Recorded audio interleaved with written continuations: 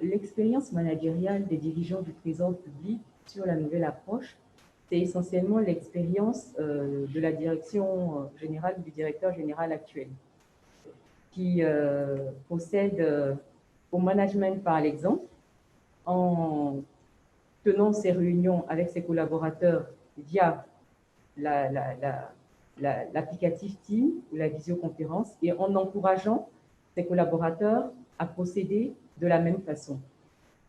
Ce qu'on pourrait dire à ce niveau, c'est que le message que cette situation nous a permis de concevoir, c'est que c'est au cœur des difficultés qu'on arrive à trouver des solutions auxquelles on n'aurait jamais imaginé. Nous n'aurions jamais pensé que nous étions capables de nous réunir pour traiter des questions à distance. Nous pensions qu'il fallait absolument se réunir dans une même salle, tenir des séminaires pour pouvoir décider. Depuis l'instauration du télétravail, des dossiers ont avancé, des dossiers clés ont été traités via la téléréunion. Donc, c'est la marque ou l'illustration que cette méthode est efficace et permet d'assurer la continuité du service public. Donc, pour résumer mon propos, l'attitude managériale de la direction générale, c'est de donner l'exemple, d'inciter les collaborateurs et de mettre les moyens à la disposition des différents services pour embrasser cette démarche du changement et la capitaliser. Alors, vous nous donnez l'occasion, hein, vous faites là donc la meilleure des transitions. Nous avons M. Bassotom, qui nous dit bonjour madame, merci pour cette excellente présentation. Est-ce que l'expérience du télétravail à la direction générale du Trésor n'ouvre pas la voie à une politique de décentralisation de certaines entités, donc les antennes de santé, les bureaux au Trésor, la mairie, etc., dans les zones reculées du territoire national? Si nous avons compris la question, déjà, il faut dire que le Trésor est une administration fortement déconcentrée. Tous les services mis ensemble, nous sommes environ 634 au poste comptable. Donc, au-delà de la direction générale et des services centraux qui sont à Abidjan, le Trésor est présent sur l'ensemble du territoire ivoirien et également dans les représentations diplomatiques et consulaires à l'étranger. Donc, le télétravail est une formidable opportunité pour le Trésor public, justement, de rester en contact avec l'ensemble de ces services via, justement, ces avancées que permettent les technologies de l'information et de la communication. Donc, pour nous, c'est une opportunité de maintenir le lien avec nos services. Sinon, le Trésor est déjà fortement déconcentré. Alors, le passage au télétravail, donc au niveau de la direction générale du Trésor, c'est certes effectué sans grande difficulté, au regard donc des outils et des moyens dont il disposait. Est-ce que vous avez des astuces à partager pour les autres entreprises qui sont certainement plus petites et qui disposent certainement de moins de moyens que le Trésor? La démarche que nous avons adoptée, nous l'avons indiqué, c'est de communiquer. Parce qu'il n'y a aucun changement qui se fait sans communication conséquente qui l'accompagne. Donc, il faut communiquer, il faut sensibiliser, il faut former, il faut indiquer qu'il est important de continuer à avancer malgré les difficultés, donc la communication. Ensuite, il faut un fort engagement de la direction générale ou de la hiérarchie ou de l'employeur. Vous savez, très souvent, on est bloqué dans les besoins d'avancer parce qu'on se dit qu'on n'a pas les moyens. Mais quand on n'a pas les moyens, il faut faire la politique de ces moyens. Aujourd'hui, avec les réseaux sociaux, il y a beaucoup de choses qu'on peut faire pour rester, pour rester connecté sans nécessairement avoir à débourser beaucoup. Donc, c'est d'exploiter déjà l'existant et pour ce qui nécessite des moyens supplémentaires, de réfléchir aux moyens, aux voies et solutions pour aller plus loin. Donc, déjà avec ce qui existe comme avancée des technologies de l'information et de la communication, on peut faire beaucoup pour être un employeur connecté, pour maintenir le lien virtuel, entre guillemets, avec son personnel. Alors, il faut aussi, en dernier point, comme le soulignait un des participants, il faut un personnel qui ait pris fait et cause pour la vision de la hiérarchie. Au Trésor public, c'est le cas. Le personnel partage la vision de la direction générale. Et si vous avez un personnel qui vous suit, quelles que soient les difficultés que vous traversez, quels que soient les moyens dont vous disposez, ils seront décidés ou déterminés à vous accompagner dans le changement par rapport aux objectifs que vous poursuivez et qu'ils ont fait leur. Donc, c'est ce que je peux dire, communication, engagement de l'employeur et charte de bonne pratique pour tout le personnel impliqué dans la démarche de télétravail. Donc, il faut y mettre du sien. Très bien. Alors, M. Ngoran Évariste, qui nous dit, pour les agents qui ont des difficultés dans la gestion ou la manipulation des TIC, quelle est la démarche de la direction générale du Trésor?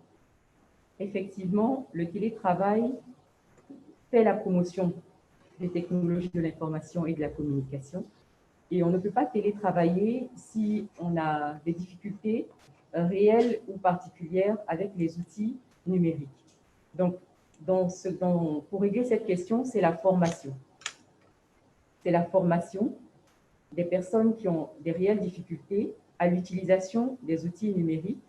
Et nous avons une direction des systèmes d'information et une direction de la formation qui est là pour accompagner la vision du directeur général dans ce sens. D'accord, d'accord. Alors, la vulgarisation récente du télétravail au sein de nos entreprises, est-ce qu'elle n'entraînera pas, alors là, c'est la crainte des plus petits, est-ce qu'elle ne va pas entraîner une baisse de l'emploi au sein des organisations? Une baisse de l'emploi au sein des organisations.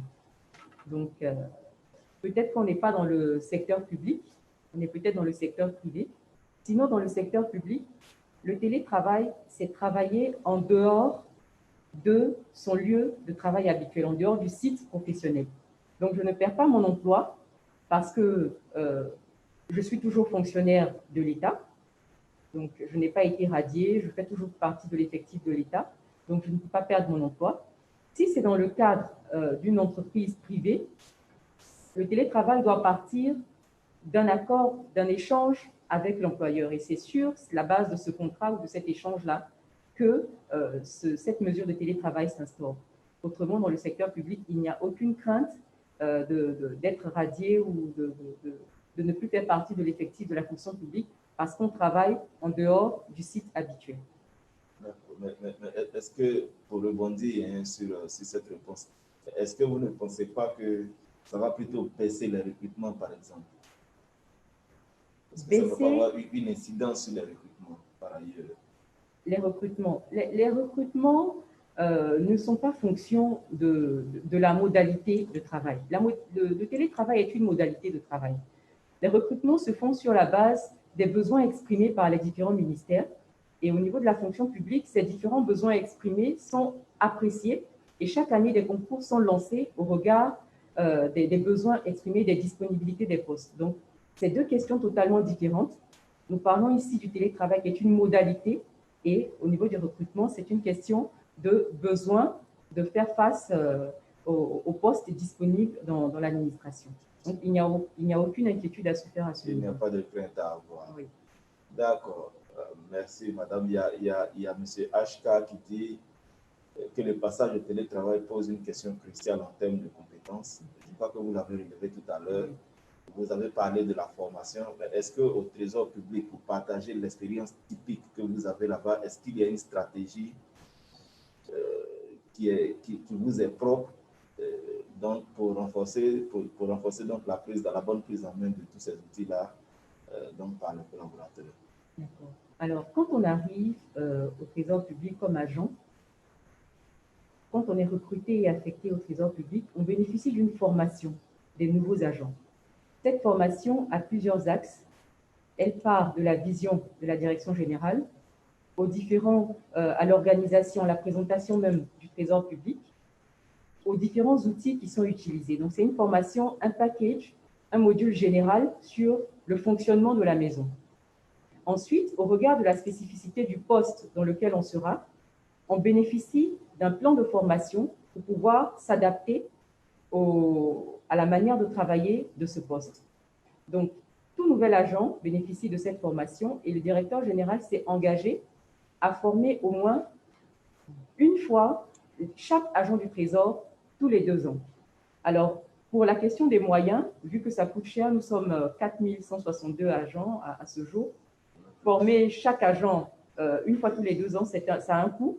Donc, il a mis en place une digitalisation de la formation à travers une plateforme numérique en ligne qu'on appelle Silet.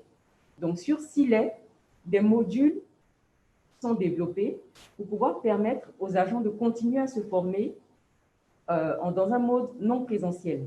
Donc, si nous sommes dans une hypothèse de télétravail et que des besoins spécifiques en informatique sont relevés, des modules seront élaborés par la direction de la formation en lien avec la direction des systèmes d'information et mis sur la plateforme pour permettre aux agents de mettre à jour leurs compétences en matière numérique et pouvoir s'adapter aux changements et permettre ainsi la continuité du service public et surtout l'efficacité.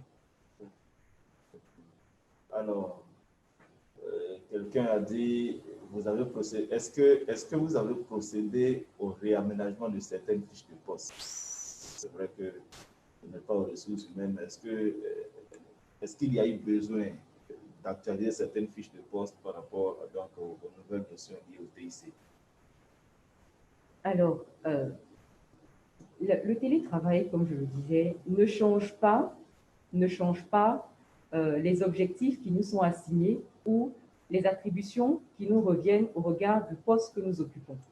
Donc, il n'y a pas nécessité de modifier la fiche de poste. Il s'agit simplement de travailler en dehors de son lieu de service habituel au regard de la situation d'urgence que nous avons. Donc, il n'y a pas lieu de modifier, sauf cas spécifique.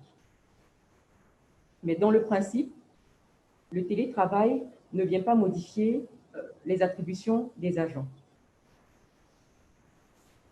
C'est ce que je peux dire sur cette question. Peut-être que si l'interlocuteur peut préciser le type de changement qu'il verrait dans ce cadre, nous pourrions apporter un élément supplémentaire.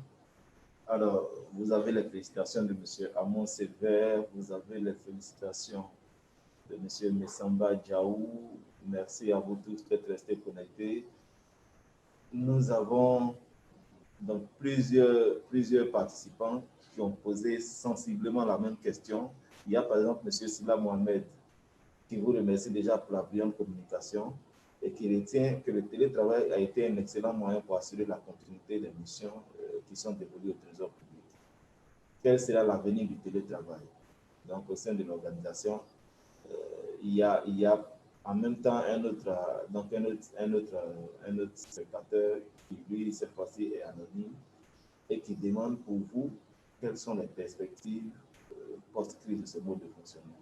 Donc, je crois que c'est une préoccupation qui revient avec insistance. Alors, quel est l'avenir de tout ça après la crise? Comme je le disais, le télétravail doit être encadré par des textes. Alors, est-ce que nous allons attendre que la Côte d'Ivoire prenne les devants pour légiférer en matière de télétravail, pour poursuivre cette expérience qui pourtant a été enrichissante, comme je le disais? Nous avons pu dénouer certaines questions, faire avancer les dossiers clés, valider nos plans d'action à travers la télé-réunion et travailler comme si de rien n'était, entre guillemets, via les technologies de l'information et de la communication. Donc, pour nous, ça a été une expérience fort enrichissante. Et dès lors que nous sommes dans un contexte de forte déconcentration, nous allons capitaliser les acquis de cette expérience et voir dans quelle mesure aller plus loin, bien entendu, dans la limite de la réglementation, et en espérant que les plus hautes autorités prennent les devants pour encadrer cette méthode de travail qui recèle véritablement de véritables atouts. Donc, c'est une perspective de continuité qui est envisagée dans la limite de la réglementation en vigueur. Donc nous sommes là d'accord pour dire donc, non seulement aux entreprises qui nous suivent, mais même aux plus petits, qu'après le Covid-19, ça sera différent d'avant le Covid-19. Oui, après le Covid-19, capitaliser l'expérience, nous sommes rendus compte que pour certaines questions,